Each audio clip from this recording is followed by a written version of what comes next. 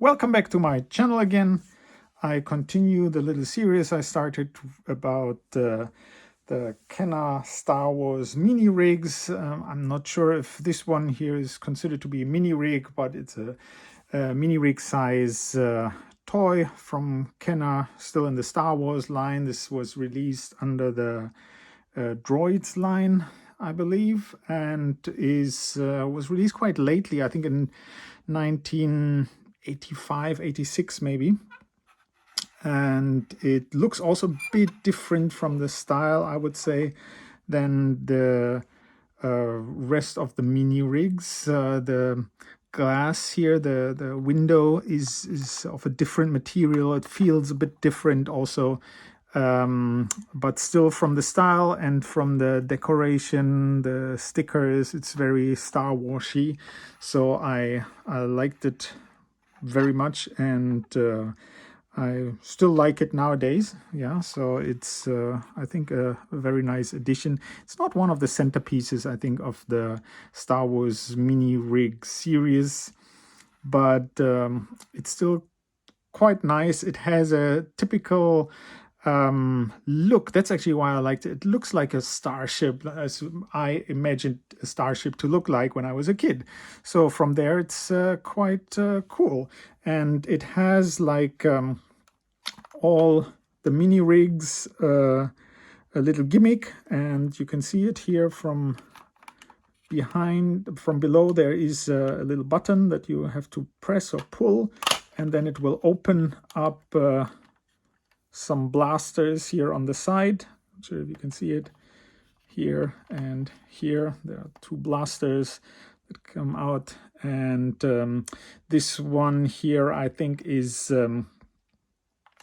supposed to be, honestly, I think it's the hyperdrive, so that this interceptor can go into hyperdrive mode. But when I was a kid, I remember we used that often as additional blasters. Yeah, so there's something like laser rockets coming out of these two positions here.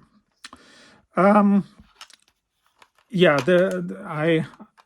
I think the name of this mini rig is called ATL Interceptor, and it appeared in one of the Droids cartoon series. So that's why I think I liked it especially, because at that time, I think since He-Man came out, it was like whatever toy you have, you want to see it somehow on the screen. And this here appeared on the screen just for a short moment, and it was used by, now I'm not sure, I think it was used by the one of the gangster syndicates there. But I remember on the packaging of this toy was this guy here. I think his name is Tall Jobin, and because of that I put him in now, because it's somehow stuck in my mind, whatever they used on the packaging, that these are the original pilots that should be used to drive or fly these vehicles. Honestly, most of the times, if I remember correctly, when I was playing, it was the B-wing pilot that I used to steer this vehicle, because I didn't have the B-wing. That's the reason. And he's a pilot, so this fits quite well in there. And yeah, this is the ATL Interceptor. Yeah, ATL standing for Air to Land Interceptor, so can be used on the planetary or in the space battles. And I think I mentioned that before.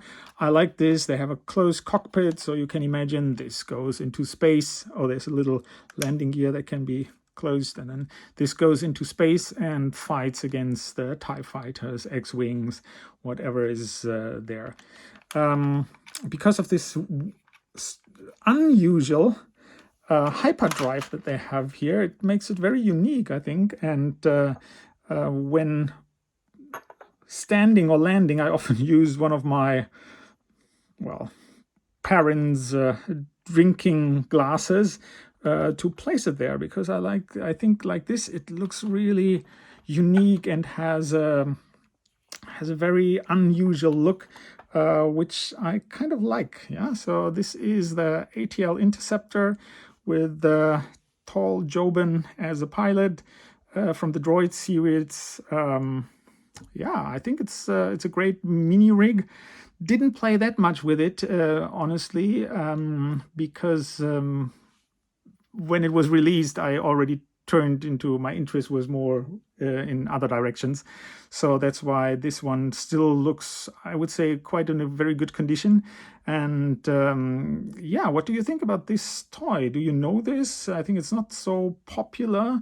Do you liked it? Do you played with it when you were a child? As I said, I think during that time, when this was released, Star Wars or the Droid series was not that popular, at least in my country. So let me know what's your thought about this, and hope to see you in the comments.